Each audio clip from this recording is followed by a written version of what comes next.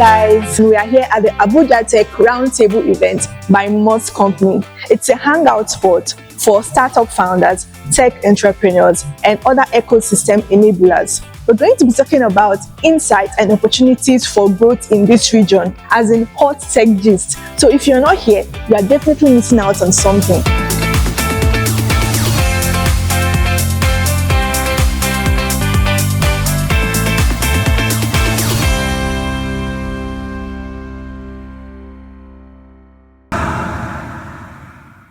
Sometimes they call me the tech evangelist because I do more tech talk. I do go out, I speak, not only in Nigeria, across Africa too. Okay, so my co-host is here, and after now we are going to do a little networking session so that we get to meet each other, we talk. So there's something I always tell people: the next person by your side may be the next Mark Zuckerberg or the Elon Musk. So you need to meet as many person as possible, collect number, exchange contact, and yeah, you can do as many things as possible. You don't know your next breakthrough may just be by your side. Now we are going to be doing a networking session. Move to 3-4 persons and ask for their name, where they live. 3-4 persons, their name, what they do, and where they live. Sorry, how many also allowed to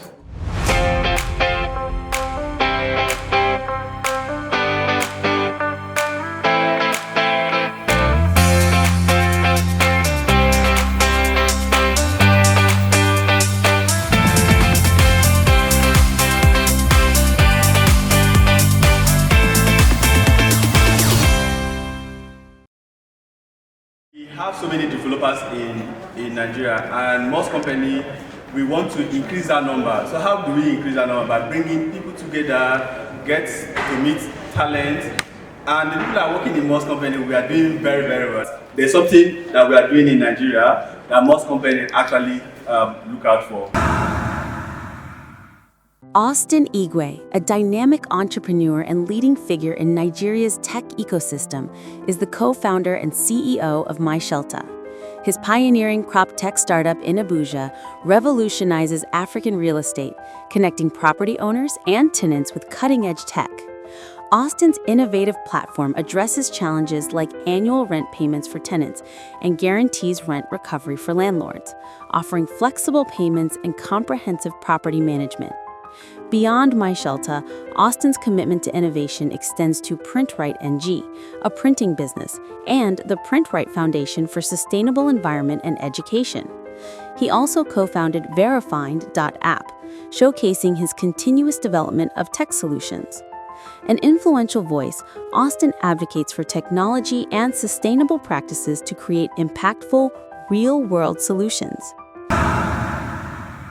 Now, the issue of payment of rent is actually not about money. Honestly, it is about the fact that the system is broken. Today, Shelter is in about 14 states in Nigeria and growing, managing properties and providing flexible payments for tenants who want to pay flexibly. What that simply means is, if at the end of the year, you don't have your annual rent to pay, you can switch your plan. Pay biannually, pay quarterly, or pay monthly.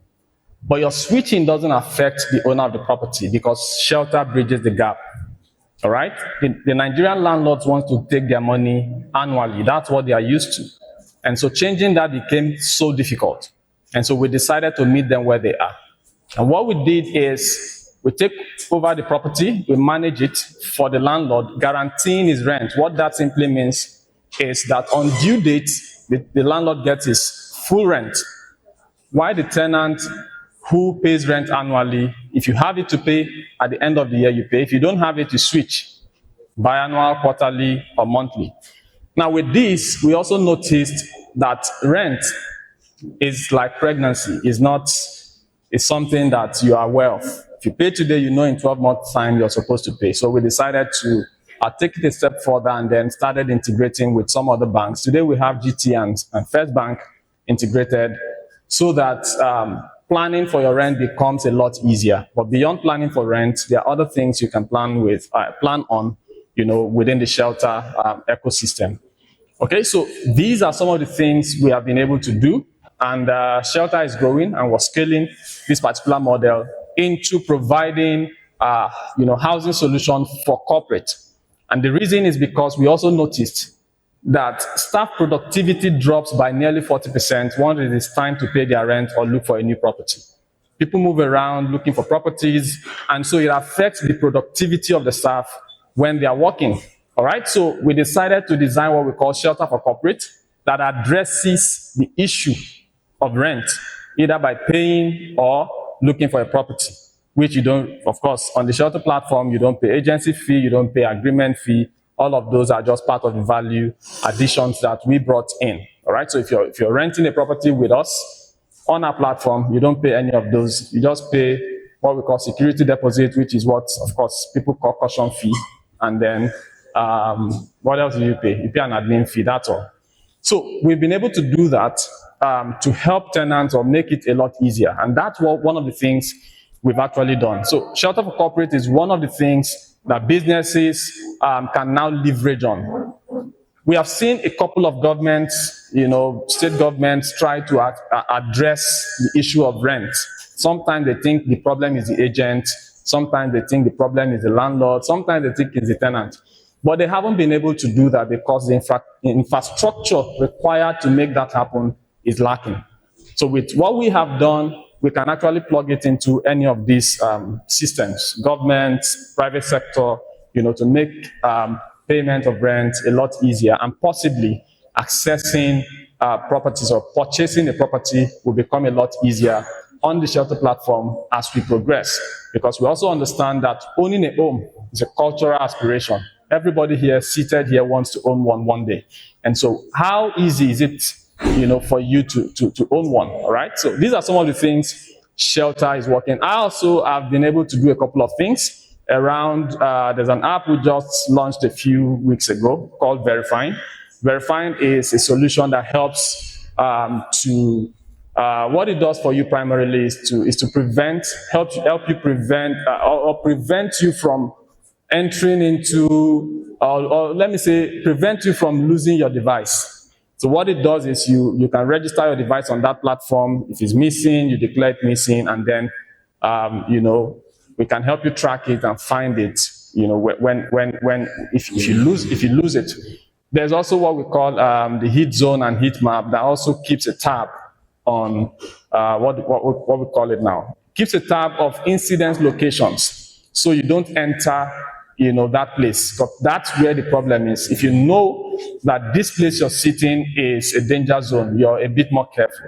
So we've been able to do that, and then we're working right now on an AI tool that will help to further prevent incidences from happening. And the reason is simply because a lot of people are in jail today for buying stolen phones. And so with the Verifying app, if you want to buy any device, you just quickly check if it's been declared missing or stolen, and if that is the case, you already know what to do. And then, of course, there are a couple of other things that we do. I hope there'll be room for maybe questions much later, but this is what we do at Shelter, and then Verifying that. And then, of course, if you look at the profile, there are other aspects or other areas that I also play in. So I'm more on the business side. I have a tech background, development, software, and all of the entire stuff. That was my background. But today I do the business of tech, so that other people can actually do the coding. All right. So that's what I do. I'm open to having further conversations, with some of us here. If you think there's a point to collaborate, we're open to collaborating. I already met our Haven, right? And then, of course, we'll look at what is possible, and then see how we'll collaborate. I also have been able to meet Mr. Cha, and we've been having, quite an interesting conversation on the possibility of, collaborating too, to see how, we can help them stabilize properly, of course, within our own ecosystem. All right. Of course, they are coming from they call it first world or second world, all right, from Korea, right? And then they want to access the Nigerian market, and I think we have what it takes to make it work. Okay, so thank you so much, everyone.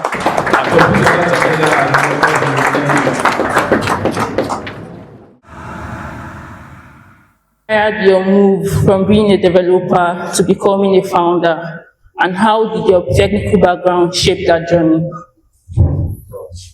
Actually, it was becoming a founder, becoming a global. Oh, okay. Nice. I don't know if it was in the days of anything. My first startup was Unfiltered, where there's an article. But something happened that year. The hosting company were using no. The hosting company were using went down for like a week. And when it finally came on, the backup they gave us was weeks and I think months of work had gone back. And back then I didn't know GitHub, I didn't know how to download my code down. I was just working straight on the server.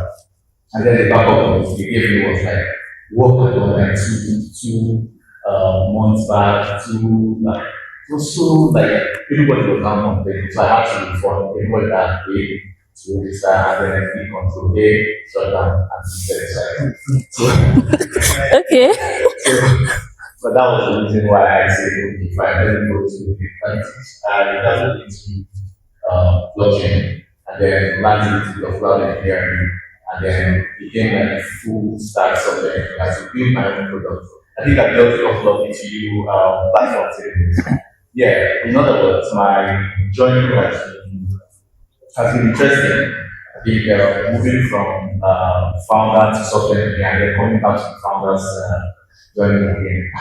And the technical skills I've acquired as a software engineer kind of like helped me shift fast and got a foot ground on the founder journey. Okay, that's actually a very beautiful story. I think some of us here can relate to starting our journey that way.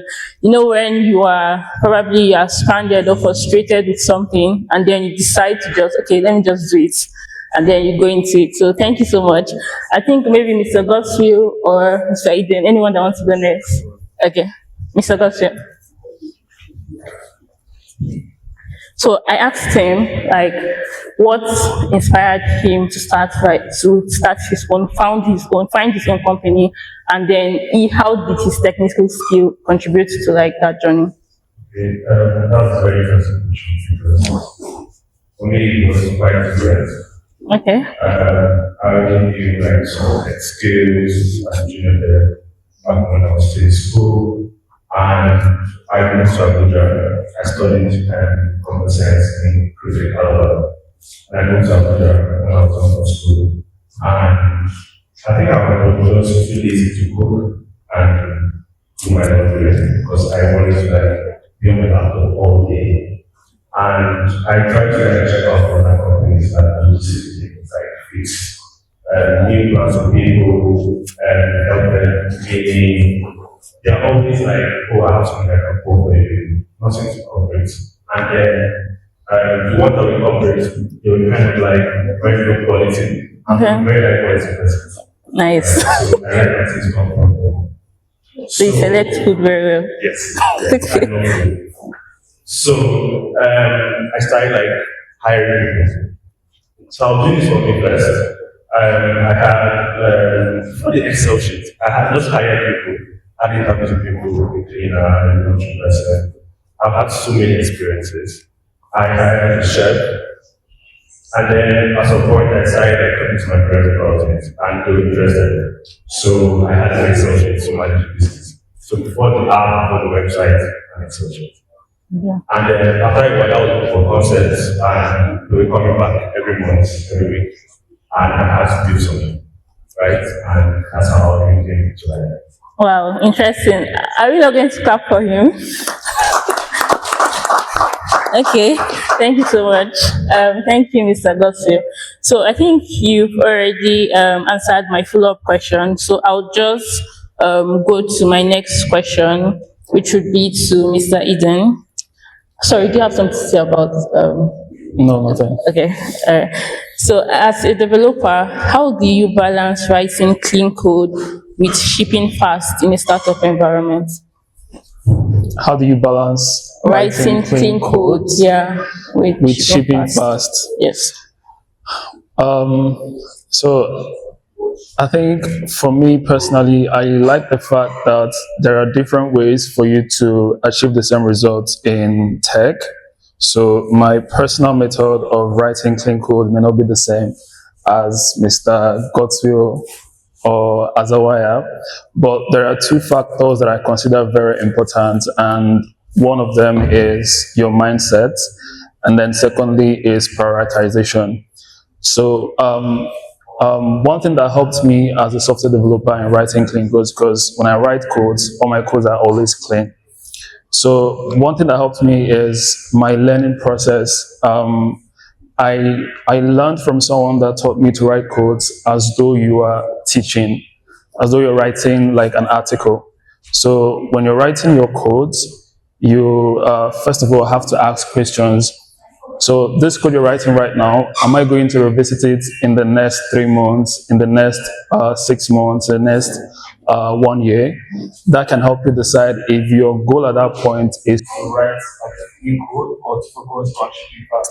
So if it's something you're not going to visit like in the next 1 year, you can focus, you can prioritize shipping fast. So you can just write your code and then ship fast. But if it's something you know that the next 3 months you're still going to go back to it, in the next 6 months you're still going to go back to it, the best thing for you to do is to practice using comments and also adding to-do lists. I add to-dos on my codes a lot, because when you come back 3 months later, maybe at the time you're writing your code, there's something you want to add to the code by the next 3 months. So just add it in your notes, because when you revisit your code, you don't want to be confused what you've written by yourself. So you can add some things in your code that can help you to remember and recall the things you wrote down, so that it's easier for you to remember what you wrote. And then if someone else is using your code, they can also remember. That in terms of prioritization, I think you have to prioritize the deadline for shipping. What I mean is, because I've noticed some startups, when they put a deadline for shipping a product, and then when the deadline is approaching and they have not really achieved exactly what they want, they push the deadline. And when you do that, what you end up doing is to teach your team the act of procrastination, and then they just keep repeating the cycle over and over again. But if you make sure that if the deadline of the product is today, like for me, I practice the act of making something existing first. So if the deadline is today, regardless of how not ready your code is or your product is, you make sure that you ship the product today, you launch today. So when you launch, it can just be the basic version of the product.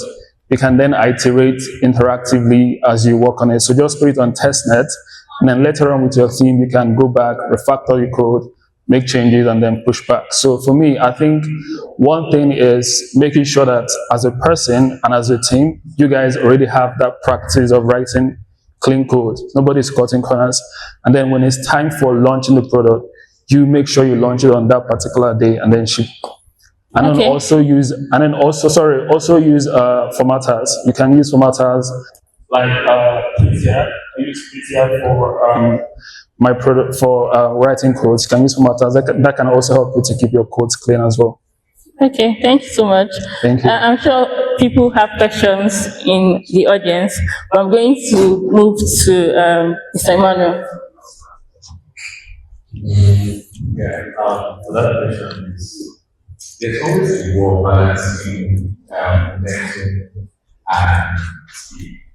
Yeah. Yeah, it's always a war. But for me personally, what I do is what I do is there in teams, and you kind of like organize and put the modular form and then write for many things. So as a founder, as a software engineer, I kind of like write for many. So that if I come back in the next 4 or 5 months, I can know okay, exactly what I wrote. Sometimes you write code, I think when I started, I've written some code and I think back and who wrote it? Exactly. You just be asking yourself.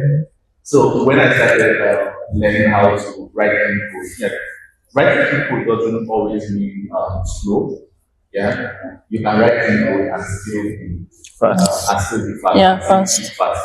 So we modularize all everything. We understand the problem, modularize our code, and then kind of like write models and so that you can put comments so that your team and yourself, when you come back, you will be able to like understand what you are doing or what you want to do on that objective.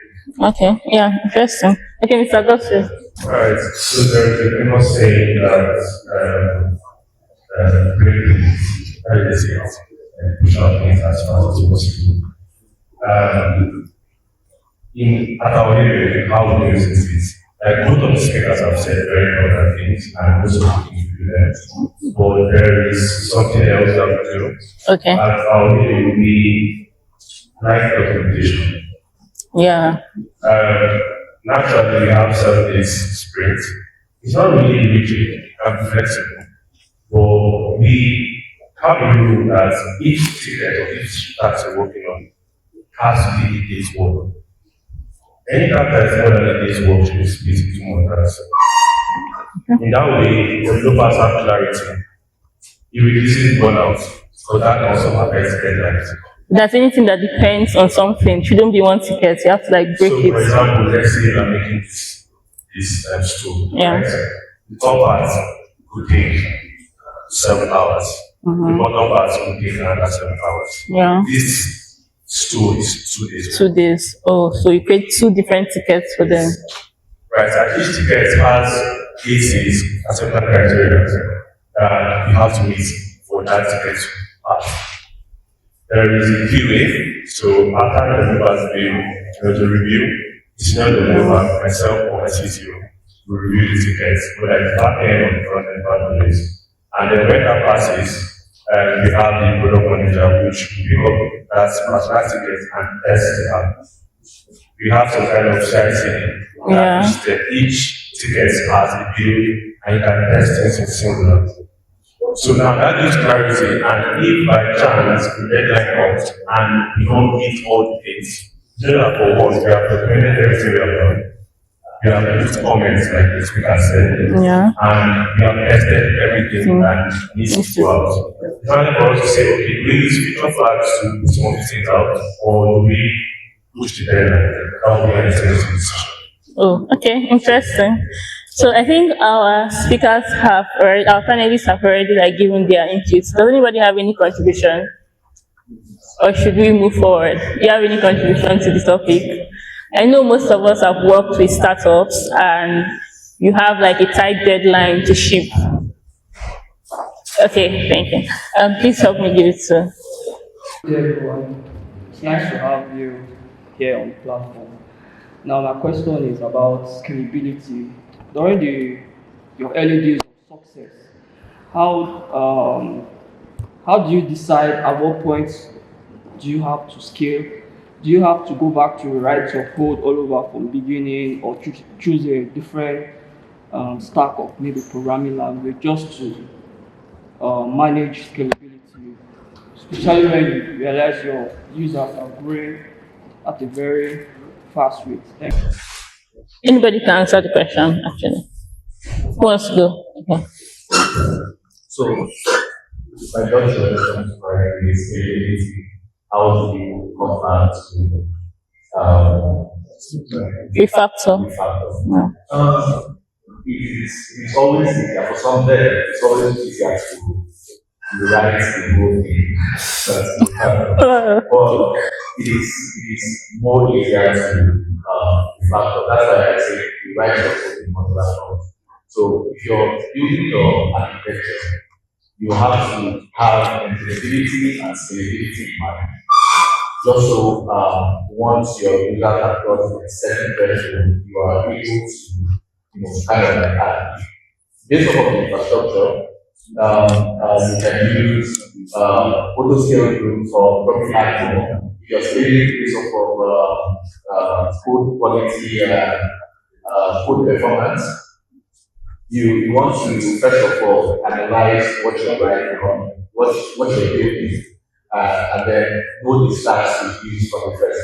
I think the word start choosing a start is one of the most difficult things when you want to start using software. So you want to know or understand the problem you're trying to solve and choose that stack accordingly. The stack that you don't want to do a mobile application and choose Node.js as a stack. Even if it will work and you can build a mobile application with Node.js, when it comes to scaling it, you can't scale it. So you just have to choose the C Java that is already being native, right? And for if you want to build something like a very simple app, you don't want to go and use Java because, of course, that's like difficult. You can use Node.js and you can still scale. Thank you. Thank you. Any other contribution? Yes, I want to say something concerning scalability. I think one thing you have to do when you start building a product is to first of all define everything. You know, having that moment of clarity is going to help you.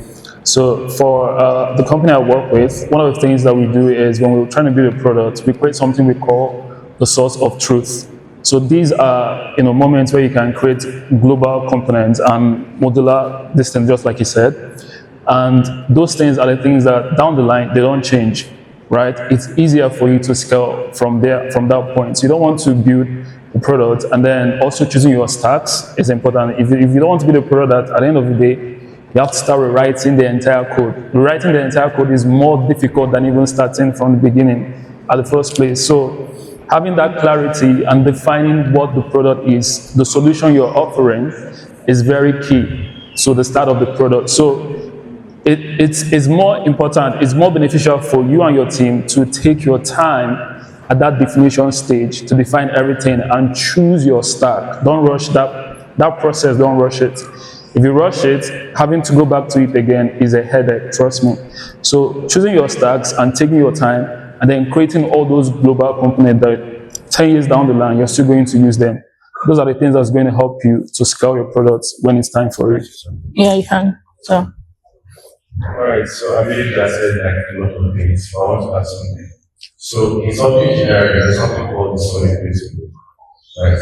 And you can look up what it means and you understand what you need to do. So like I said, building stuff for global usage, building stuff that are modular, making sure that you don't repeat yourself, so call it dry, don't repeat yourself.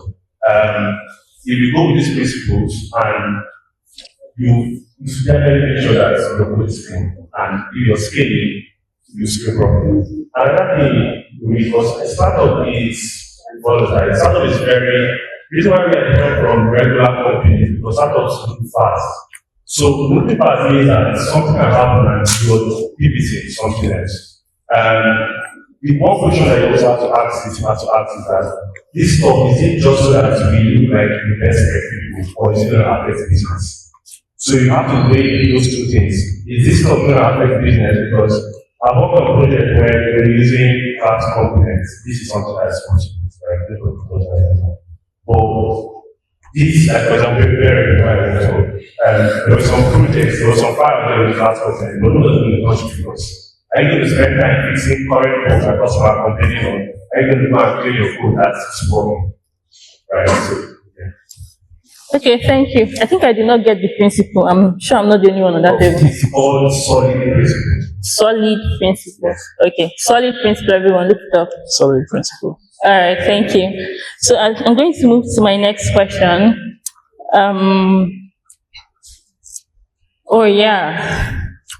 So I'll direct this question to Mr. Goswell.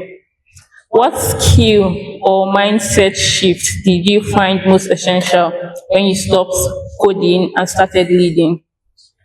Oh, okay. That's right, good. Okay. So you're combining it together, you're leading and still being a developer.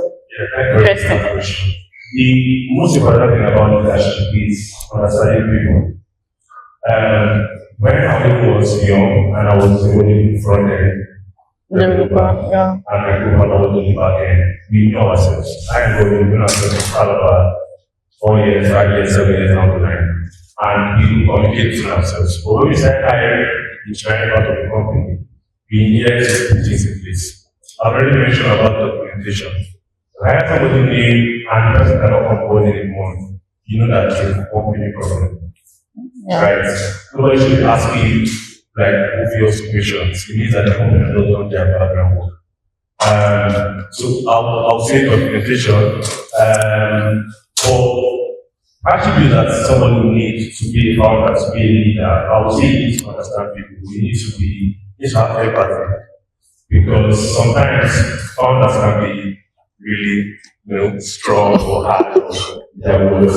Or as somebody that wants to lead a company and you want to retain staff, you want to have a good relationship with your staff, with people that work with you, partners, all of that, you need to be able to understand people. I'll not say people management.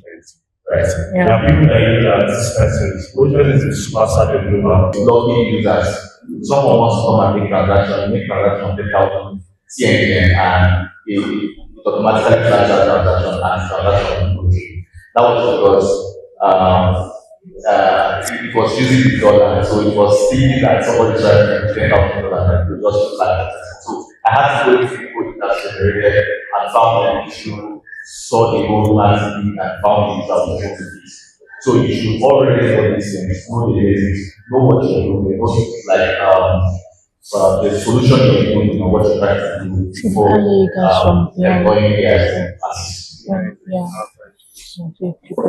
Okay, thank you so much. You can go, Mr. Aiden. Yes, I want to say something concerning this. I think for me, the way to use AI is not to run to AI immediately you have a code challenge, right? So what's something we normally say in among my friends who are also software developers is to bet on yourself. So if you have a challenge while you're coding, try and solve it yourself first. Trust that you have the knowledge to work on it first. And if it persists, then you can then employ the use of AI to try to do it. But also try to visit documentation libraries like W3 School and all the rest before you can, jump into AI. One thing AI does for you is you would think it's helping you, but it's killing your skill as a software engineer. Before you know it, you become a vibe coder, just like Mr. Manuel said, right? So use AI, but be minimal about it. Try and collaborate with AI. Exactly. I think that's the right word. So collaborate with AI while you're doing your coding and debugging. Thank you. All right. Thank you, sir. Okay, so I will start by saying that at our hearing, we encourage our developers to use AI, right? That's why I use Kosovo and can be very helpful. Definitely. But I must say that I feel bad for people who are starting there now. That's true. Why? Because I was with. Because back maybe go ahead by because I'm saying right now, but back then I remember like I'm trying to do something and I spend a day and that day is reviewing documentation and trying and maybe missing something and coming back and eventually I can use my sleep. But I know that we say collaborate with AI, but when we get back home, we really collaborate with AI. I want to say, I think it's easier for those people starting out now. It's easier, but yeah. So you say you have done like a logging system with Google authentication, and I'll ask you a question, and you don't know it. I know how to find the answer. No, like, what I mean, like, you don't understand fundamentals, you cannot solve big problems. Yeah. Yeah, you can buy code and it works. And then I know that you're developers. Yeah. I don't know if you have this around industry because I've always been tech, right, since from school. But you're the developers that have the most, that I know that have the most imposter syndrome. Now imagine if you have imposter syndrome there, what's happening now? Now they're all using AI, right? Right. So I was saying that we use AI like for interviews also. I remember having experience to use AI. but it's difficult. You need to have the discipline to be able to read things for yourself. And for example, on cursor, I like the axe, that's the default one I use.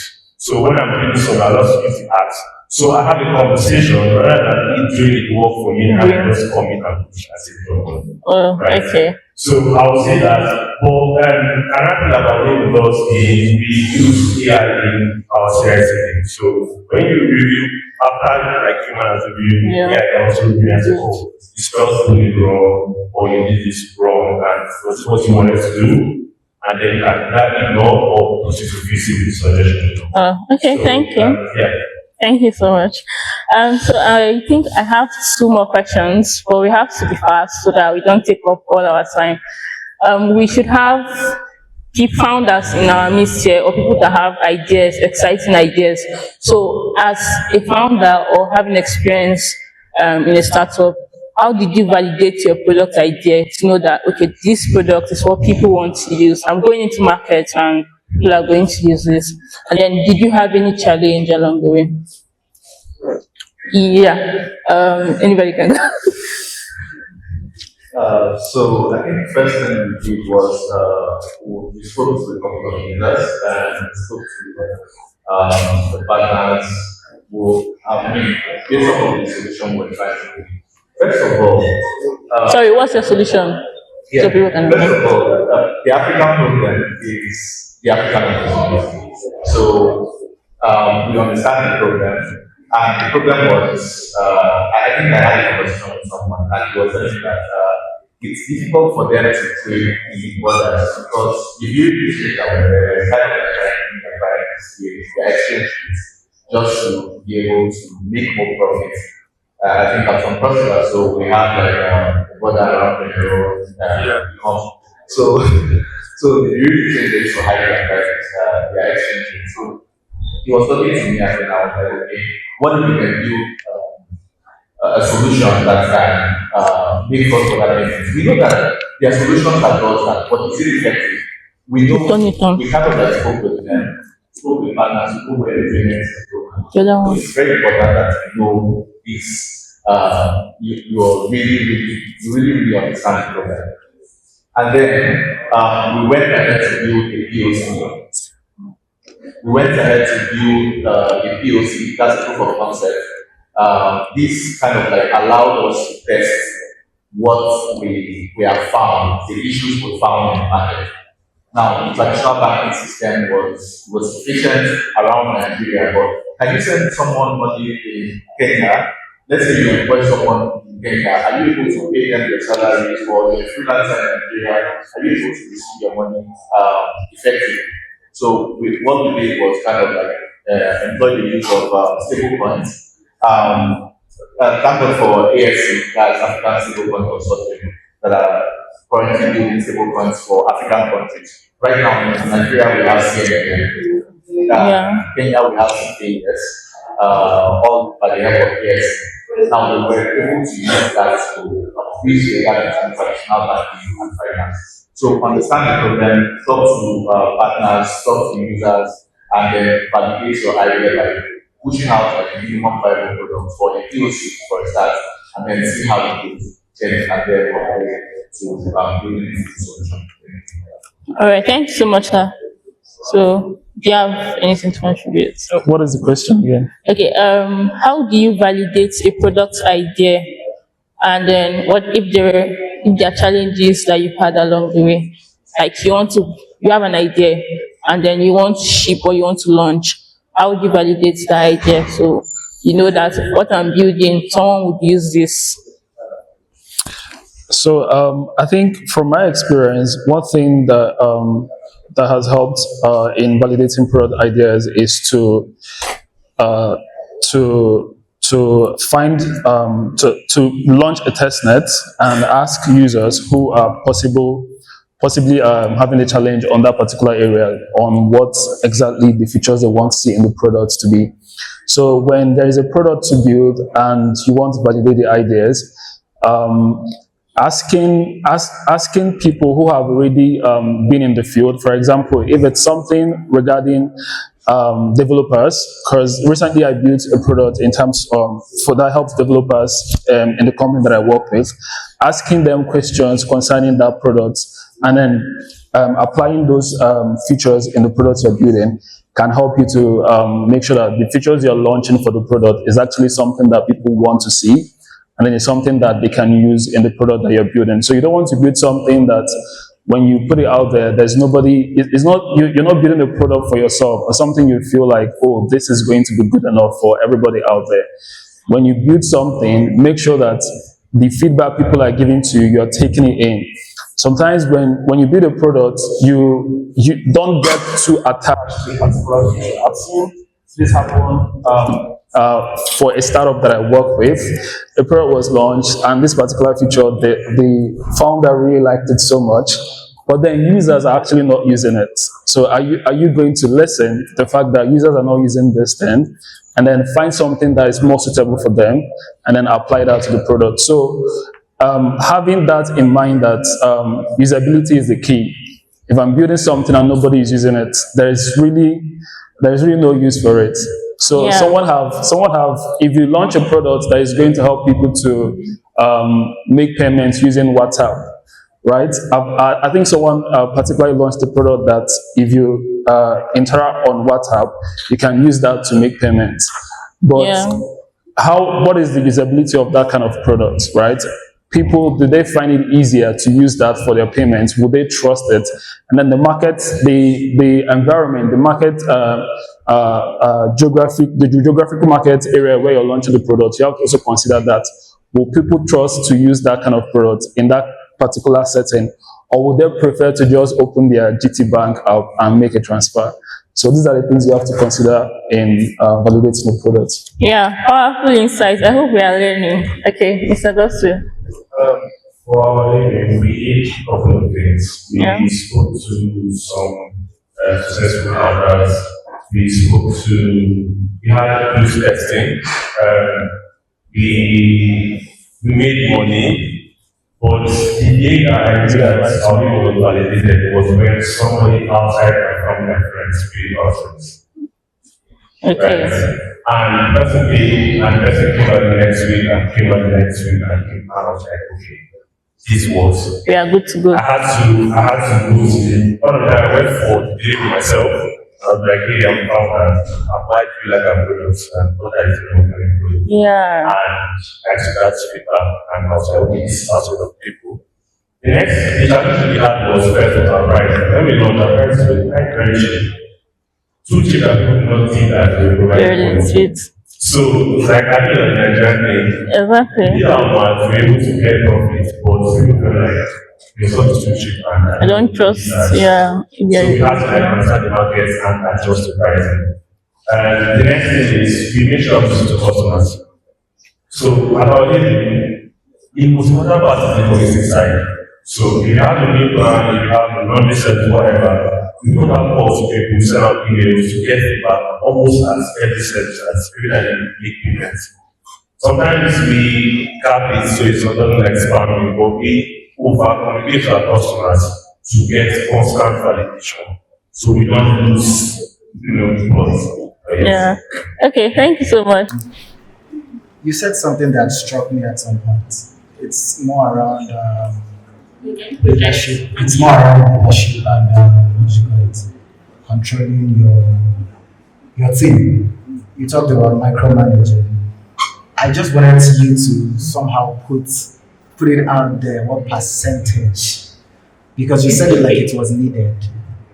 When we talk these days, when we talk work. A whole lot of people push for everything, like it has to be black and white. If it's not this, it is this. But as someone who is at the center doing the work, you know that there is no how, even though micromanaging can sound like a very bad topic, but somehow it is very important for you to get your work done. It could be like a bad PR, you understand, but it's something that it's actually important for work to be done. So I think it's something you need to put out there in a very subtle way that people still get it. And another question I wanted to ask you was, what was the level of skill you have to have as a beginner for you to be a what you call it? No. You talked about those using AI. Okay. What level of skill do you have to have? He needs to know the percentage that is okay to micromanage like your team. So I don't know if Manu can give us that. Work, 20, 100. work culture is very important. Yeah. Work culture is very important. You just have to define it. And for people who are working, like most of my team are working remotely. So I make sure I give them tasks and put the deadline to that task and make sure that that task is completed. So even though I give them leverage to learn, if it's something new to them, I give them leverage to learn, give them resources, but that task is completed. So I would say the percentage of micromanagement should not be low, and it shouldn't be too much to make your people uncomfortable. Yeah, that's When you delegate to people, tell them that they are in charge of these products. They're in charge because people, when you hand something over to people, they assume some sense of leadership over that thing, so they will not want it to go wrong. But having to micromanage people every time, you will get tired about it. Yeah. So let me say something on this. I've worked in an office, I've worked remotely. I only have staff on ground in the office, I only have staff virtually. So I think I have a bit to say about this. I'll need to recommend this right? Because that is happening and I should be something else to do the work on things I should do. Yeah, different ways that I'll give like ways and products. We don't have time, we don't track this to or to experience anything. Like I said previously, there are parts of the need to be done. This has some level of evidence. And what I mentioned previously about leadership is understanding people. There are people that want to what they do in this life, they cannot be leaders. Right? They don't have to do that. And that's fine. That's because they have something else that's Your strength. So you can have a strength. You find out that he's very good at design, very fast, he has the sense, he has the idea. And Tom is very good at how do you do that design, but Tom can have ownership. That's what we're saying. Right? Tom will push the other guy and do it to work professionally. When you now say that you want this guy to have ownership, and you go to bed and you trust that tomorrow it has to be done, you don't do this. Okay. And the next is right. So I'll give them and this I just like I'll give higher. So recently we hired for the and we had some list of people. And funny enough, I know this about society, but he said something that is real. He said that was trying to post about his his dedication to work. And he said that him yes, we were all in 9 o'clock at night.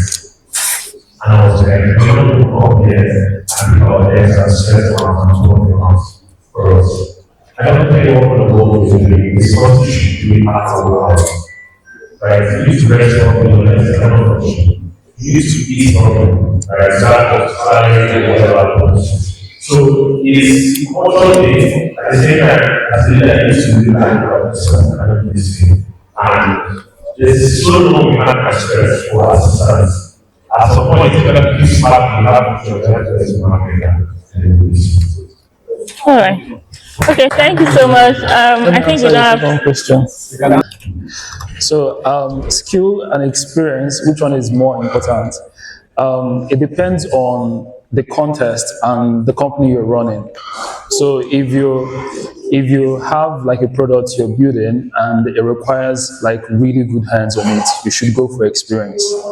Because when you have people who are very experienced that are going to work on the product for you, it saves you a lot of time. And then if they have the right attitude as well, just like you mentioned, to scale the products becomes easier.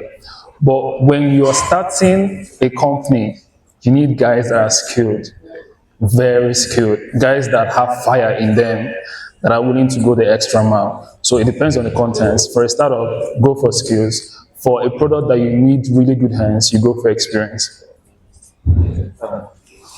Both speakers are right. I mean, what you say, culture, the attitude is fine. But there's something between those skills and experience. I think we're talking about speed and Yes. switching fast. Now, if you want to switch fast, go for scale. But if you want to be able to scale and to be able to maintain, you can go for experience. Yeah, that's just the summary. Thank you so much. So we're going to actually end the session here and move to the next session. Thank you so much, guys. Had like powerful insights. Victor currently serves as Head, Operations and Business Services at Itana. Victor is a technology and business leader with strong knowledge of technology policy and governance. For over a decade, he has led various AI initiatives at both national and global levels. He has also helped with designing and implementing frameworks, policies, and programs to improve national competitiveness in Nigeria, and continues to provide advisory services for startups, corporates, and governments. Put your hands together as we welcome Mr. Victor Famubode.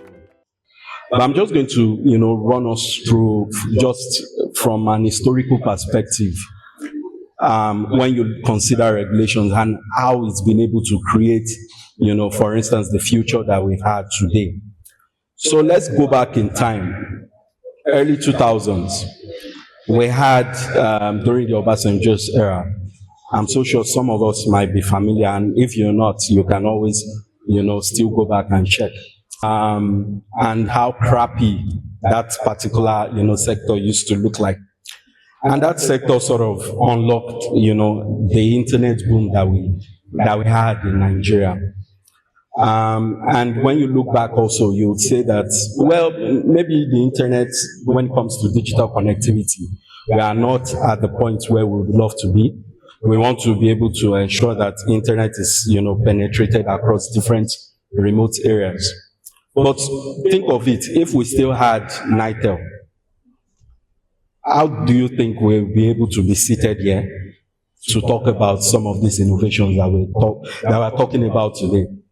We both know the answer is definitely, it's going to be definitely a case of saying, hey, we are possibly maybe at the level of digital penetration. Like, I don't want to use any country, but just think of it in that form. So regulations play a critical role, right? And then also still historical perspective. We know that when we look at the fintech ecosystem today is the biggest, the biggest vertical in the technology ecosystem we have today in Nigeria, right? And even you can look at it from an African perspective. In Nigeria, yes, fintech started making the waves. There were different actors, players that came into the scene. Then it became really clear that there was a need for, regulation. And ever since, you've seen that it sort of unlocked some opportunities, even though there are still areas of improvement. So for me personally, what I would say is we've had a period in time where we always tell ourselves that regulation has to be done solely by government.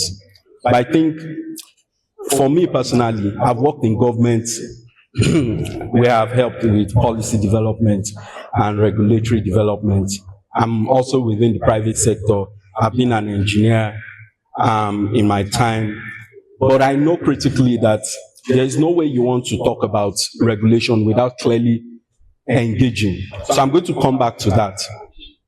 So I always like to talk about, for instance, the Nigeria Startup Act, where I served as project manager and then the head of secretariat around that time. I'm sure if I must ask the gentleman seated here, they would say that the Nigeria Startup Act had a lot of waves about the time when the bill was developed before it was passed into law. But one key takeaway for me at that point in time when I looked at the Nigeria Startup Act, because when I came in, just helping to design that framework. Today, we all talk about AI, and it's very critical, for instance, how, different jurisdictions, different places globally, they are either trying to develop something when it comes to either a strategy or a policy or just a roadmap that speaks to AI. In Nigeria today, this year, I think we had the Nigeria AI, the National AI Strategy. And then there will be more initiatives that will be developed towards that. So you think of that, for instance, and you think about the future. Remember what I talked about, the historical events, looking at how the telecoms industry was unbundled over like 20-something years. And then we created an internet boom that sort of helped with digital penetration. And then we looked at things like fintech, we started unlocking new verticals, new markets. And today we even have like a thriving deep tech community, right? And this just shows that when you think about regulations, there's the smart regulatory part that, plays a critical role. And then we must be able to understand our roles in all of this. So you think of this, you clearly know that the future needs more engagement. You can't run away from it. I tell people you can't run away from it. You might tell yourself you don't like this administration, right? Or any other administration that comes in. You might have your own political bias. You might have, your own interest as a person. But you cannot afford to leave regulations of this kind when it comes to the technology ecosystem to just government alone. I will repeat, you cannot afford to leave regulation to just government alone. You just can't afford it. It is extremely detrimental. Extremely detrimental. So you must be able to recognize your role in this. I'll give you a good example. So right now I have someone that, for instance, I know for some of us in the blockchain crypto community, you're possibly hearing, the possibility of having the a stable coin policy, right? And that's some of the real things that need to, you have to start thinking. But I'll tell you, for that stable coin policy, it was few individuals from the ecosystem that sort of engaged government, right? Even though the policy is not yet set in stone. But they had to engage, and that's why today you are hearing talks on a stable coin policy. So there is nothing you want to do today without considering regulation. And that's why from your own end, you have to find a way to engage. Don't look at it as I'm just still very low down the ladder. What's my business? I just want to focus on building. Yes, that's fine. Fantastic. All right. So I have a couple of questions. The first one is, when it comes to regulation, what is the government doing for, the age of AI now? There are a lot of deepfakes, right? A lot of trolls. Is there anything particular that you're doing about that?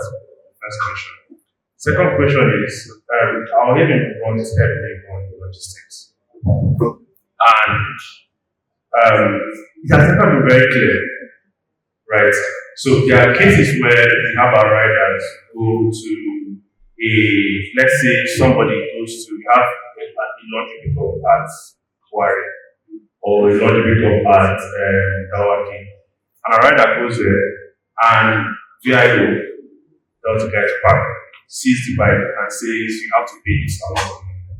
Now we have already paid for Hamac for Crusade or for Hussein or something, but we were never aware. Now that has not only caused us losses, because that's going to affect the UX of that customer waiting for that food or that laundry. That's going to cost us extra money, whatever it is. In some cases, they get violent. Right? So, in regulation, what is the government doing about that? And the last thing is, I saw somewhere where, I don't know how to use it, the government, that the government is looking to regulate ads, right? Ads, advertisement, going on like measures. How does that come to play? Why is it that there's no clear information for builders to know when this is happening, how it's happening, and how they can adjust something? Okay, let me first correct something. I don't work with government anymore. I worked in government in my past life. But I mean, I do a lot of, I help, advise, and all of that. But what I would say is, for deepfake, a very massive issue. Right now, I can't think of any specific regulation tied to deepfake. What you have is just things that maybe that can touch across, for instance, the Nigerian Data Protection Act. You can see how it sort of narrows things like data minimization, the fact that whatever data you collect, you use it for what the purpose has been designed for, purpose, limitation, and all of that. But I'll say that's where an opportunity arises. For you spotted that gap, and that becomes a key problem. Let's say you have a business that innovates around this deepfake. So let's say you're in the creative space. I would say there's nothing wrong there. You drop a paper, you look for those within that ecosystem that can help you present it to government. That's a quick way to get that. And if you think of it in the sense of your business, for instance, you're in the creative space, what you can do is look at globally what they are doing, draw up experience from that, and then you can use that to innovate around your product or business. Second thing is about the logistics thing. Well, as a Nigerian like me and you, like you, I would say, again, a lot of logistics issue is also infrastructure driven, right? And most of us, you can have your own different opinion. But I'll say for the logistics part, because the riders have to deal with all these local government guys. I would say sometimes it's just engagements, like I had said, it's engagement. I can't really specifically say, there's a particular regulation that speaks to logistics. There are different, regulations that might cut across. But what I'll say is just ensure that you engage at local level, and then ensure that at that local level you can pinpoint those that you can speak to that can influence things for you. And then I would say for ads, regulation around ads has been in existence for quite some time, right? Especially at state level. I know Lagos State, for instance, because I just moved to Lagos State, to Abuja, that was 2023. So born and bred, Lagos boy. Sorry, Abuja people. But what I'll say for that, in the Lagos, the ads sense, is that I know that there are different things that are trying to play around, right, when it comes to ads. So things like limiting the impact of recommendation engines, for instance.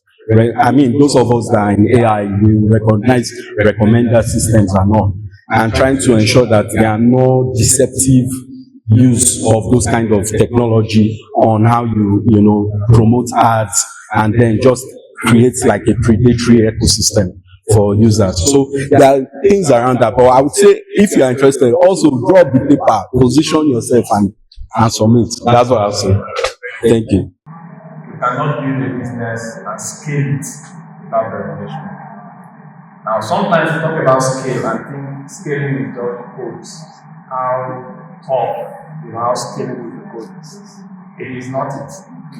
Beyond scaling, beyond the strength of your code is regulation. And compliance is key. If we look at the fintech, like we usually want to use that example, it is because of the regulation that has actually led to the success we are recording now. The other thing regulation does is that it protects your own business that is in compliance. So it keeps a lot of businesses that doesn't want to be regulated away.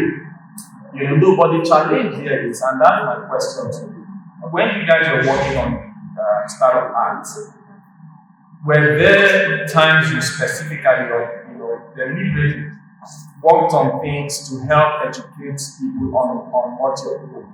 Because sometimes we don't even know what the regulations are.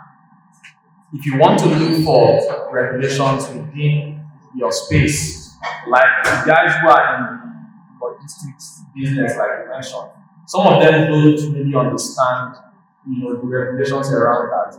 And even when they know, or let me say because they don't know, the guys who are even trying to implement whatever it is that they are doing on the road, they also do not know. So both of you are ignorant. And so these other guys want to make some money and go please themselves. You also don't really know your rights because you're not properly regulated. So were there the times you walked there, you do some deliberate, put some deliberate into what you were doing, just so that startups can, get to understand their rights within, the regulated system. You've touched on a very important aspect of how we were thinking about when we looked at the Nigeria Startup Act. So just a sort of like a quick understanding about what the act, like the thinking around it. So we were looking at a place where we can harmonize existing laws. So when you look at that act itself, you'll see that everything that was designed from end to end was from a place of, we know that this thing exists somewhere, but we don't know where. And then we just have to draw it into this legislation so that people can visibly see it and people can benefit from it. So it wasn't like it was intended to create to regulate behavior. Not really that, but more of how do we harness the opportunities that exist already. So that's the first thinking. The second way we did that was we had a website, but I think the website now is now governed and managed by NITDA. But back then we had a website. You can see everybody that is involved in it. You can see, you can draw, you can send the person a message and say, hey, I don't like what I've seen in this act. Please, there needs to be changes. So there was that transparency that we created. And I would say we were always churning out different materials, right, from time to time. But now, it's now with government for implementation. But do we leave it completely with government for implementation? The answer is no. When you look at the Startup Act, how we've designed it, because we've envisaged a future where all of those that worked on it, they will be busy too. Like me, I've done my part. It's now you to do your part. But we thought of it, we said there needs to be an oversight. Now, this oversight is what you call the council. The council has the president, the vice president, and some key actors, and then members of the ecosystem that will then be represented through what you call the Startup Consultative Forum, which was inaugurated some weeks back. So you have the likes of popular people that you might know, about 5 of them. You have in Abuja there. So the plan is you have that Startup Consultative Forum to be that engagement feed. You engage them directly. So your logistics issue, you can raise it directly with them. I'm not sure if they fully made it public, right, in terms of the forum itself. But I would say immediately you get the information that it's public, find a way to join. Find a way to join. In either way, just find a way to join, because it's going to be critical how you report of certain issues. Because guess what? The Startup Consultative Forum are like representative of the technology ecosystem. So if they are not hearing issues from you, they don't know how they will present it to the General Council. Right? So they present to General, and we designed it deliberately to have the president. So that there are yes, the president has the opportunity, because of how busy he could be. But there's like an alternate chairman, right, who is going to be like the vice president. So that way, it's like top ranking officials that are there, right? And that's the purpose, so that you're able to communicate all of these issues to them. So when you have the opportunity and they make it fully public, please join the forum, the Startup Consultative Forum.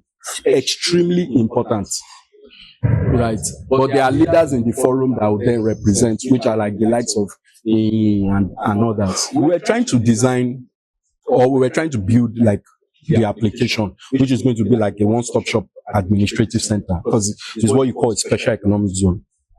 But one thing is key.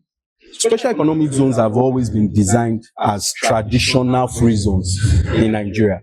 So traditional free zones are like physical zones. So those that accommodate manufacturing, agro-processing and the like. We've never thought of what a digital special economic zone would be. But that was what we were looking to build, or which we've built. Now, you see there's a problem. Government thinks physical, we are thinking digital. We want to enable remote incorporation and remote operation. That's basically it. So what do? We have to now start thinking clearly on how we engage governments. This is this idea. We engage the regulator in that space. The regulator here being NEPSA, Nigeria Export Processing Zones Authority. We engage them. They gave us insights on, what could be done. It was a long conversation, but it was successful at the end of the day, because today Itana is established as a digital special economic zone. But we wouldn't have been able to do that if we were just sat back. We say, okay, we want to enable remote incorporation, and we are just trying to navigate around how this will be. But you have to engage, you have to face the deep blue sea, face it, and then come out victorious. And the good thing is, after we have engaged them, they've seen the opportunities, and they constantly even use us as reference points on how they've been able to bridge that gap between the tech ecosystem and the free zone ecosystem. So it's about how you think of it, right? But this is a clear example of how you look at product policy. I'll just keep it at that. Cha-Ju Han, CEO of Must Fintech, founded the global IT agency in August 2019 after graduating with a degree in asset management. Under his leadership, the company develops diverse fintech solutions, including financial loan systems, credit evaluation platforms, and blockchain-based cryptocurrency projects. Must Fintech operates globally with over 250 developers from 20 countries, with a strong presence in Indonesia, Pakistan, India, Thailand, and Singapore. Cha-Ju Han is also committed to global IT talent development, partnering with Pask University in Pakistan to foster IT professionals. His vision is to improve the world through fintech innovation and continuous international expansion of financial technology services internationally. Put your hands together as we welcome Mr. Cha-Ju Han. Oh, wow, so many people here. I think about 500. Wow, so many. Don't turn around, okay? Believe me, don't turn around, okay? Okay, yeah, thank you for making this wonderful event today. Yeah, thank you. Today is very meaning and day for me. Yeah, my first Africa is Nigeria. And my first event in Abuja is today. Thank you again to the members who gave me the happy time. Thank you. Amani is very awesome. Yeah, Amani genius. Yeah, thank you. And Matilda and Gofrey. Yeah, right? Yeah, thank you very much. Thank you to the great instructors in each field. Welcome Nigeria. Yeah. Okay. Yeah. Okay. Thank you to the great instructor in each field represent in Nigeria. I will see you next time with more opportunity and preparation. Then I come back with more growth and next time. Yeah. Thank you. Thank you very much.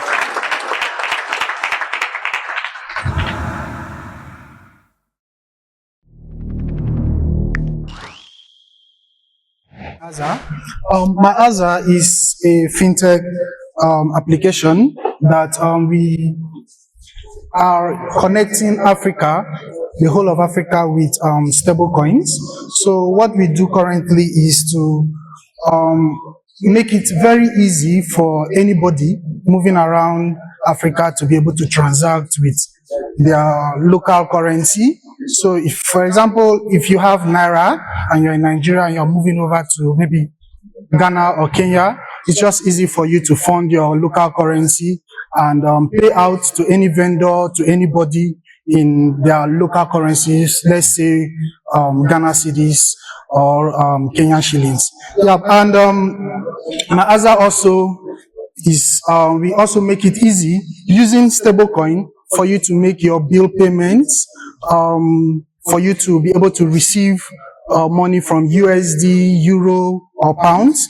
And we also recently launched our POS version of Maaza, where if you are a business and you are looking out to collect payments with stable coins and probably convert it directly to local currency, you can just use our POS app, which we make provision to give you in your shop, and your cashier can just process your payments for you. Yeah, we also have a lot of things in stock for our partners. I have limited time, so I can't really go through all the features. Yeah, and the market size for stablecoin is actually very broad and very promising over the years. And currently, we started off with providing virtual cards with to our users, and we're able to acquire over 15,000 users, all without having to do any ads. It was organic because, I mean, we all know that it was a hustle to have virtual card that pays for anything, shopping and the rest. So, and we are looking at to launch our version 2 by the end of this month, which we promise to have a very lot of exciting features. So if you really want to get to know more about it, you can just meet me out and then we'll have a conversation. Thank you. I have 5 years experience in the blockchain sector, worked in one of the big companies like ZK Sync and Optimism. In my time in a fintech company called Okra, now shut down, one of the things that we knew was we had an open banking problem. Banks would not open their APIs. And so, having worked in fintech and in crypto, I thought about something really interesting, that centralized exchanges, in a way, are fragmented.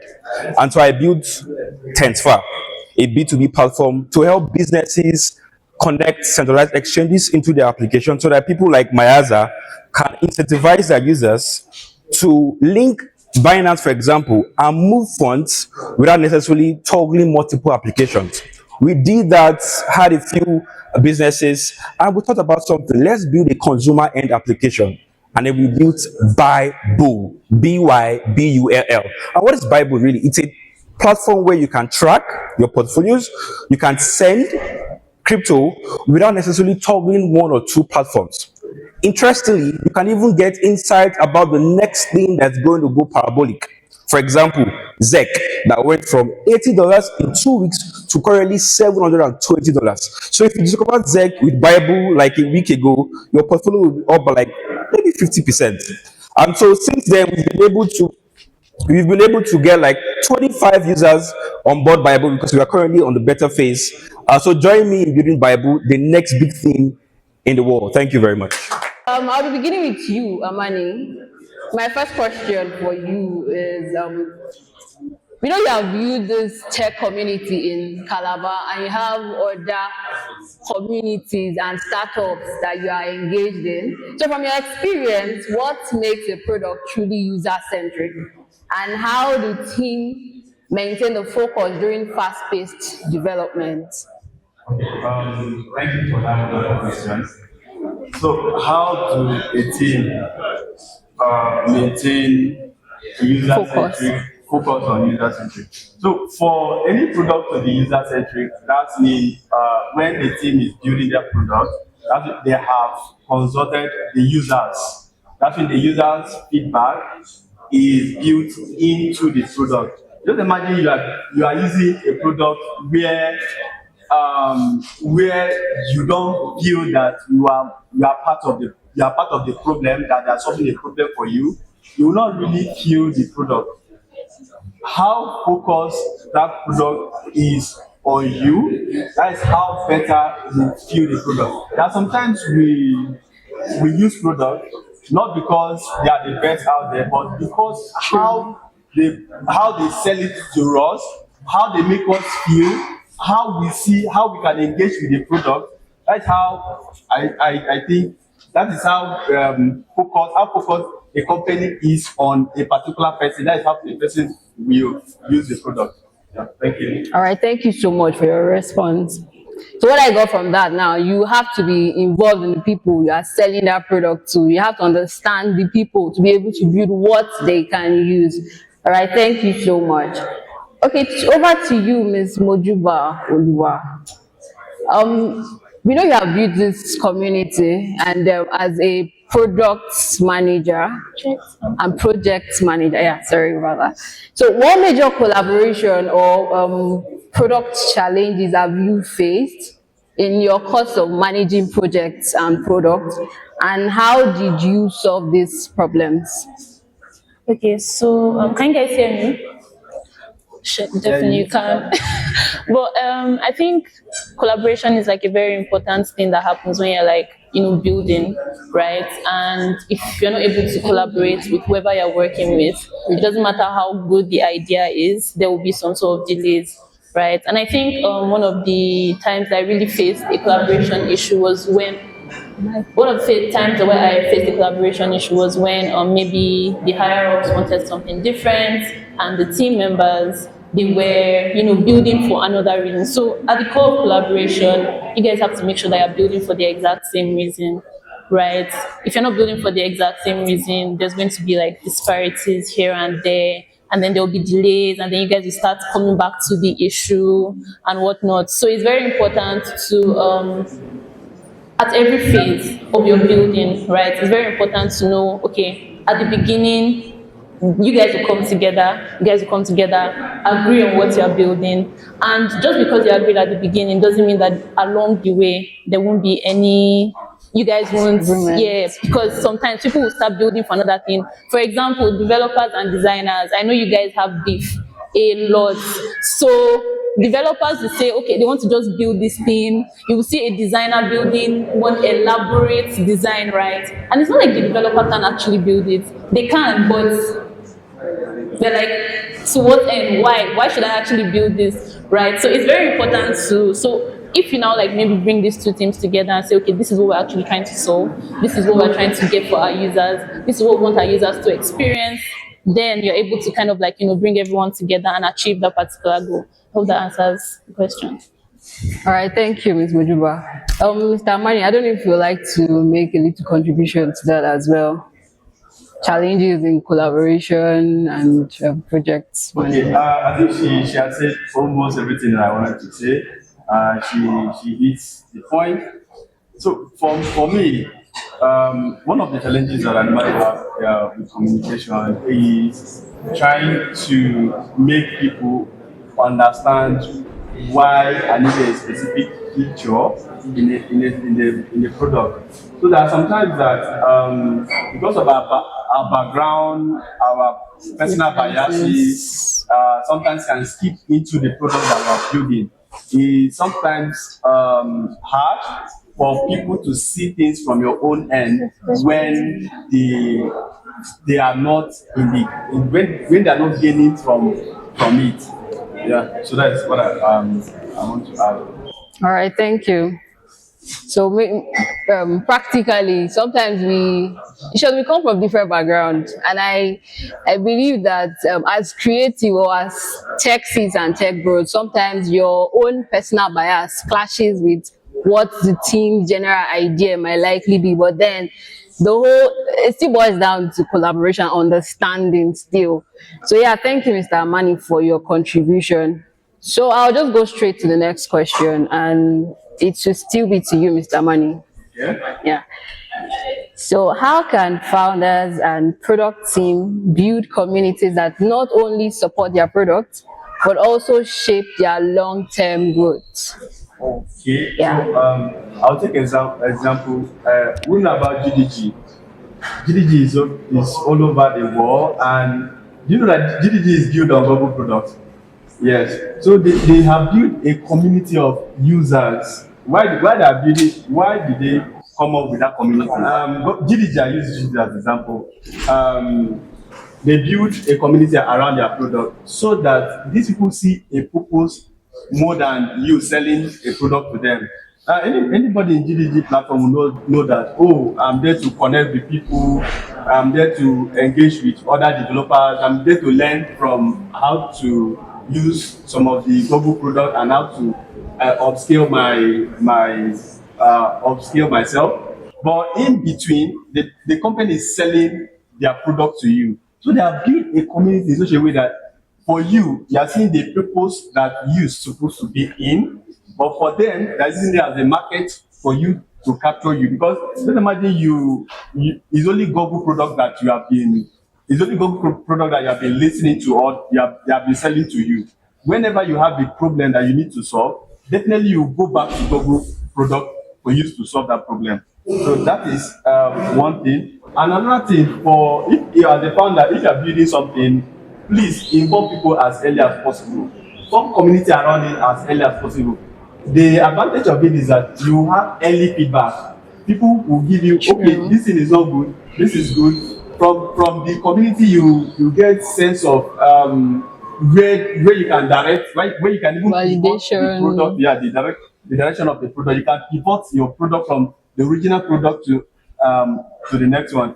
For example, who knows that YouTube is not the YouTube that we know. That when they founded YouTube, is a different product. Okay, you know. I think most products ever like that. Yeah, most products are like that. Like Slack itself was not the Slack that we know. But as they evolve, they get to the community, the user, they get feedback from them, and they try to tweak their product to fit the community. Yeah, so that's what I want to add. Thank you. So I'm just going to link that to one of your response to the first question, how you achieve user-centric product. I mean, building community helps you define your product more better, helps you direct that product to what the users actually need. So thank you for that response, Mr. Mani. So I'll move straight to the next question. I was only given 20 minutes, so I'm trying to manage time here. So, Ms. Mojuba, this one is for you. What role does communication and team culture play in building trust between developers, designers, and product manager? So I feel like this is within your field as a product manager. So there was something, I can't remember his name, but there was something that he said about, employable people and not being able to work with them because they have the skills, they have the experience, but you can't actually work with them, right? And I feel like the team culture that you set as a founder is very important. True. You cannot afford to, they were talking about micromanaging too. Personally, I'm not a fan of micromanaging. You will frustrate me as someone who's working on that and then sucking your energy. Yes, and at the same time, I'm supposed to be working on something, but then I'm now, it's like I'm double timing this thing, right? So like when you are, it's team culture and communication, right? So like when you are building that team culture, as I don't want to run in circles, I tend to do that a lot. But when you are building your team culture as a founder, you're the one that sets the pace, right? And then communication, sometimes it will look like, oh, everybody's talking, but nobody's actually saying anything. It still ties back to the environment you built as a founder. If you have created an environment where people cannot speak, people are going to be misaligned all the time. Right. So if you're the kind of founder that's just saying, do this, people are just going to feel like, oh, their own building experience doesn't matter. And I've noticed another thing is that like when it comes to like communication and team culture, your team members have to be able to like express their, should I say, maybe their vulnerabilities, their shortcomings, that kind of thing, right? So if you are, again, a founder and you want something delivered in a particular time, and then this person tries to tell you, show you that, okay, these are the things that will make us maybe go, go beyond that deadline. They should be able to, even though you might not, at the end of the day, you might not accept it, they should be able to also speak up in that very moment, right? And so communication is not just everybody is talking. Are they actually being heard? And when they feel like they're being heard, whether whatever they bring up is accepted or not. And then another thing about being a founder, you don't just shut down people, right? You don't shut down people. Like, even though you know what direction they're going, the people that are building for you, the people that are working for you, the people that are building with, they have to be able to feel like, okay, if I bring this up, like, for example, where I work now, right? I'm a very inward person. I don't really like going out. But where I work, there are some ideas that I'll bring. I will know that it will still be shut down, right? But I don't feel some sort of inhibition to express it. You get, I still feel like, okay, if someone else can, maybe I'll try to buy somebody else so I'll have more people on my side. But I don't feel like, let me not talk again. You understand? So those things are very important. And when you have like those very, what's that word? When you have a very inclusive environment, for lack of better words, it now helps the work to actually move forward. People are able to talk more, people are able to express more, and then you see your products being whatever. So yeah. I have something to add. Okay, please. Thank you. Okay, so communication and company culture is everything in a company. Everything. So if there is no if there is no communication, if there is no company culture, there is no company. So for anything, for any company, there are three things that I would say for anything to happen, which is clear. The communication must be clear, must be respectful, and must be transparent. So clear in such a way that if I'm talking to you, if I'm giving you a task, I should be able to define the task so that you understand it to your own level. Not that I'm a senior developer and you're a junior, I'll tell you, go and spin up the server. You spin up the server, which of the server, what, you come down into details so that the person that you are talking to will really understand you. And another thing, the person that you are talking to, whether it's your junior, your senior, the same level, you have to communicate in a respectful manner. Not because you are a senior, I can't do this thing. Those kind of things. I can't do this thing. So most of the time, those things, although they may not say it to you, but it kills this team spirit. True. Then at some point you start feeling like your team productivity is going down, not knowing that it's just one word that you utter to somebody that the person is, because the person cannot talk back to you. The person now rehearses himself to continue communication. So that is very, very, very, very key. Can I answer that? Okay, what are they? All right, Okay, yeah. please add. So I want to say that. Okay, so I want to say that when you are like running a multi-team business, for example, like maybe HR, there's design, there's development, there's maybe business analysis, teams like that. You need to know. Well, as a project manager, I had to learn how to communicate with these teams in a language that they will understand. So if I'm talking to maybe the developer, I won't talk to him like in design terms, like comp design terms that maybe I will tell the designer and they'll quickly understand, right?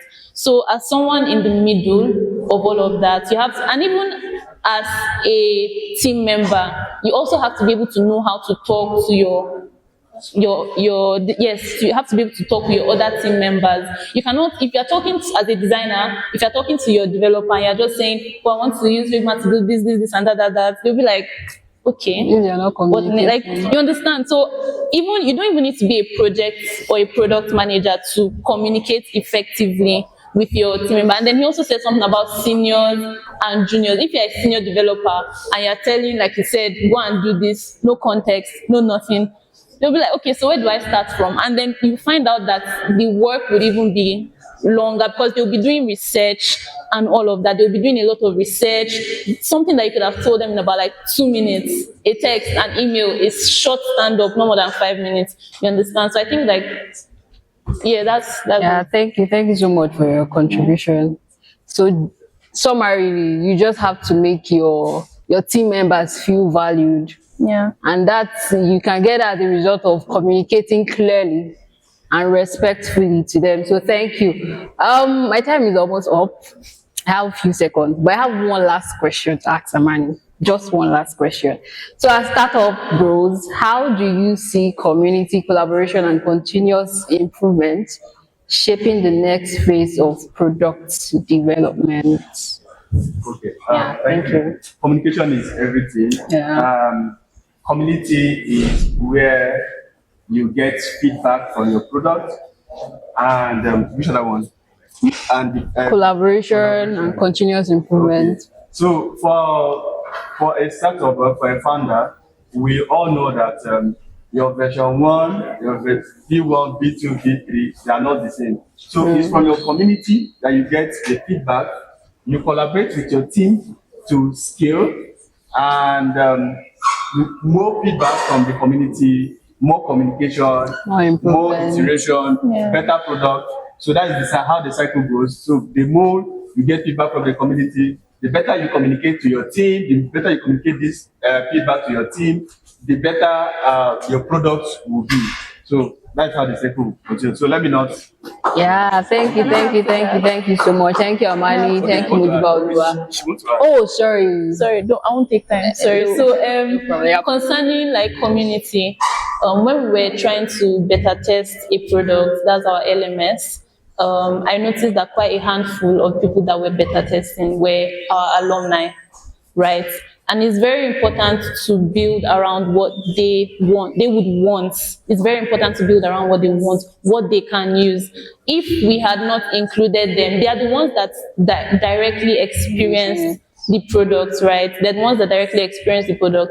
And it's very important to get their info, get their feedback on, quite a handful of them were actually alumni. So if you are building, try as much as possible to like have a community. If there's no community, let's say you are new to this thing, infiltrate a community. There's so many communities out there. Like for example, health, right? Health tech or agri-tech, for example. Look for groups, right, that are passionate about that industry. When you look for those kind of groups, infiltrate those groups, and then what they call it, meet with one of them digitally, meet with one of them, connect with them, and then you're not able to like present your product. Can you help me test this? Because if you feel the testing will come from your internal team alone, I can't count how many bugs we thought we were done, and then we count like the amount of bugs that they kept bringing in, and we're like, oh, this is not working well, that's not working well. So like that's the essence of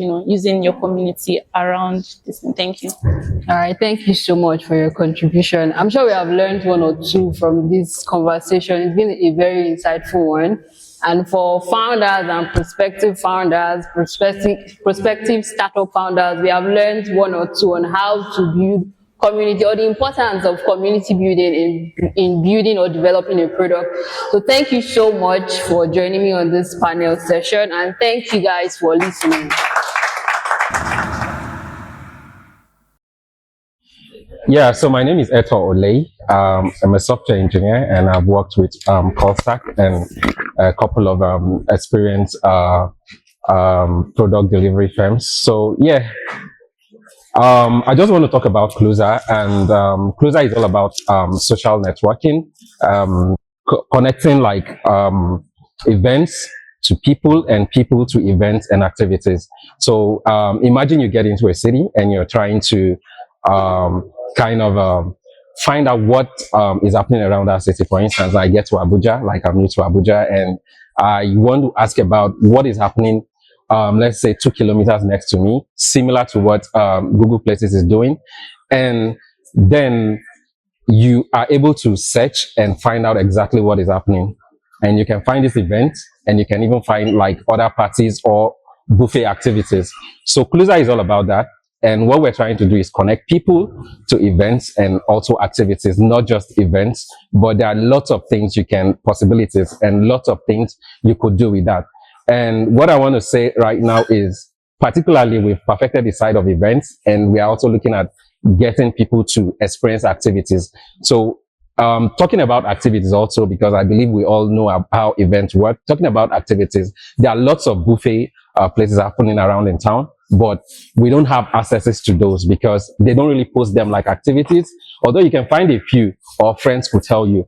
But imagine if you could get to a platform where you can search and discover these activities. I mean, that would be a plus to how we experience new cities, right? So yeah, so that's what Closer does. And I mean, we're still working around connecting. So one other feature we have is not just can you follow these events or activities, you can also follow those people who create those events and who create these activities. And it brings us to a more sociable place because you can also interact and talk about those events with friends and family. So yeah, so of course we have this and you can, it's live. So we've been around for like 6 months now, and we have about 2,000 people connected to using Cluza, and we have over 100 events. And I think you too, whenever you have your event or activity or party or whatever you want people to discover, definitely you have to use Cluza, and it's just cluza.com. It's as easy as that. Thank you. So imagine you have a tech startups and you could bypass the IT market by avoiding inflated laptop prices, getting your laptops replaced during repairs period, and passing the 2 weeks to 4 weeks downtime, and being provided affordable laptops and original laptops on a monthly plan with repairs, replacements, and upgrades. And we are there to serve you with other maintenance services and insurance, making sure that your laptops stay intact and your team scales and launch successfully. That's why we are at Tech Solutions, and that's why we are here to serve tech startups. Thank you.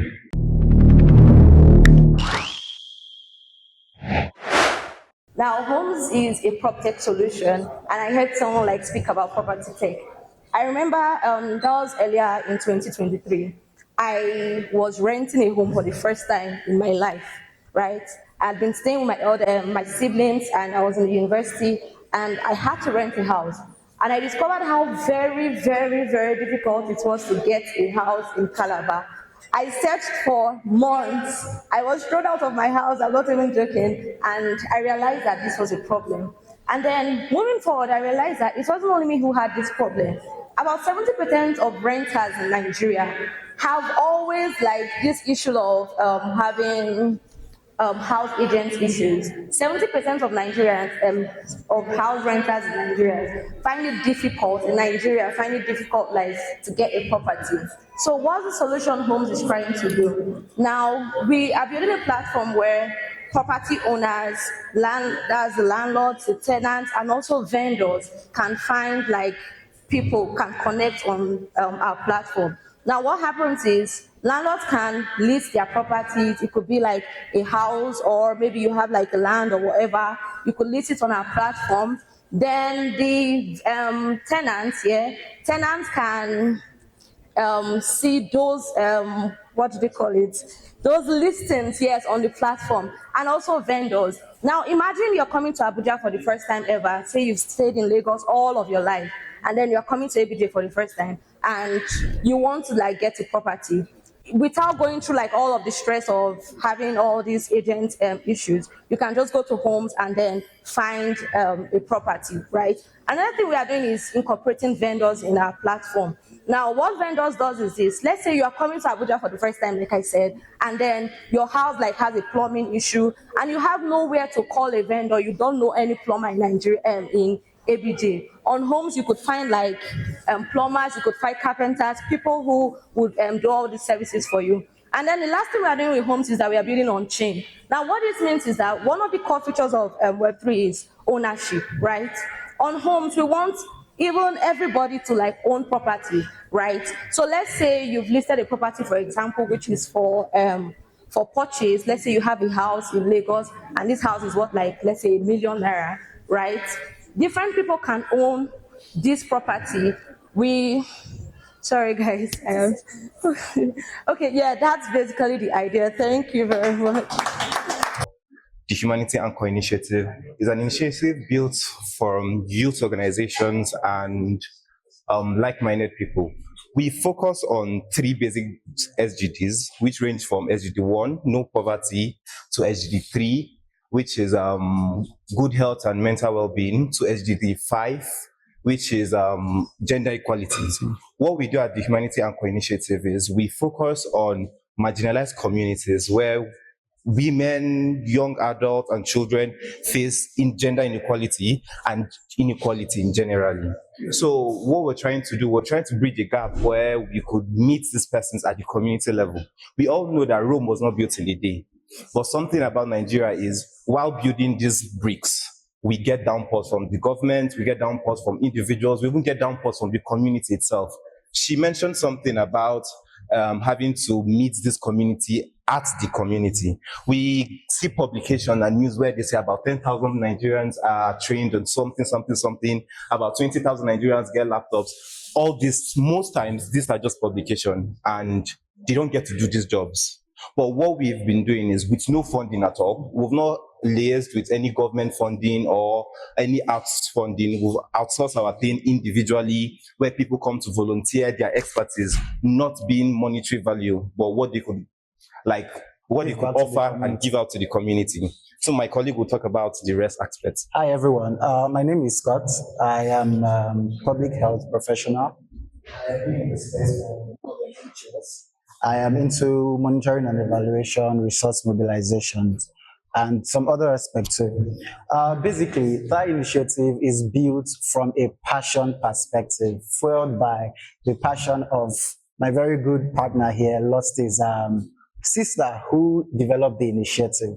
She goes to the streets every year, every February 14, pick out what the children at the IDP levels, IDP camps basically need the most. And we know that those things are small things as food, good water, clean environment, clothing, supplies, and the likes. She goes around to source for it from her pocket, and her friends, her colleagues, people around her, call them together, get this funding, cook this food, buy these clothes. Even as far as volunteering your used clothes and shoes, she put all that together and she brings it to the community. Now, what we want to do this time around is we are fundraising for 1 million naira. What we want to do, we want to go into the community to pick out our marjories, people who have lost their parents, which is orphans, girl child, and also we are not forgetting boy child, because we know that for us to reduce the problem that affects girl child, we have to tackle the problem with boy child too.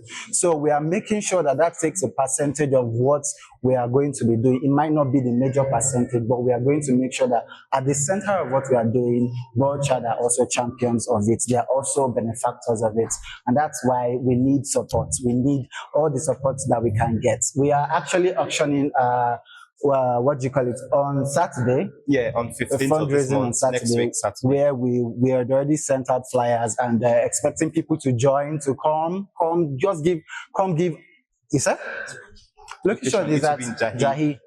Yes, come give whatever you have, even if it's your used clothes, shoes. We'll find a way to, take it back into the community for people who really needs it. Thank you very much. Yeah, so we just last thing. The thing is, I'll just close with this remark where we say we can't help a community if we don't help ourselves. And we can start with just one child at a time. Thank you very much. So we observe that a lot of platforms out there do not accept payment in naira and do not have instructors who are Nigerian. So we came together to create this platform where Nigerians and other African countries can register and enroll for courses. And we have different kind of courses, laid out there. So the website is ficon.com, so you can check it out. And thank you. But it started as if it's not going to end, and now it's ending as if it didn't start. So first of all, I want to thank my CEO that came all the way from Korea to Nigeria. Please, a hand of applause for him. It's not easy. He came all the way. His flight to Nigeria is 22 hours from Korea to Nigeria. And why is it here? Because he found out that there's something the developers in Nigeria have and the staff in Nigeria have. And I want to thank you for showing up. It's not easy. All of us here have one or two important things that we're supposed to go, but you may still make out time. Despite the short notice, some of us just yesterday that we heard about this, just yesterday, and you are here today. So thank you. Please, hand of applause for yourself too. Yeah, and then the team. I don't think I can thank them enough, because the whole of this thing is planned in less than 3 days. Do you believe that? In less than 3 days, what I see here. So I just want to tell the team from Matilda, Stella, Geoffrey, And all the people, all the team, everybody that you are seeing wearing this t-shirt, I want to thank you guys for putting in the effort. A lot of you guys are seeing Amani. It's not Amani. There are a lot of person behind that are doing the work, going up and down. So I just want to thank you from my heart of heart that thank you for putting in the work. And look at the results. We have more than 50% in the hall in less than 3 days. So please, hand of applause for my people too. Yeah. So as we are closing, I want to ask the Almighty God. I'm a Christian. I want to ask the Almighty to protect you, your journey back home, and thank you again. Please, one thing I want you to do before you leave, try as much as possible to connect with at least 2 persons. At least 2 persons. That number, you may not need it today or tomorrow, but one day you will need somebody that has connection to somebody that has connection to somebody. And that is that connection that made all of us here, because I didn't know any of you, but it's the connection that connects me, that connects you, that connected to me now, that connected to you. So please meet at least 2 persons, get their contact, get to know them, and thank you for coming. Safe journey back home.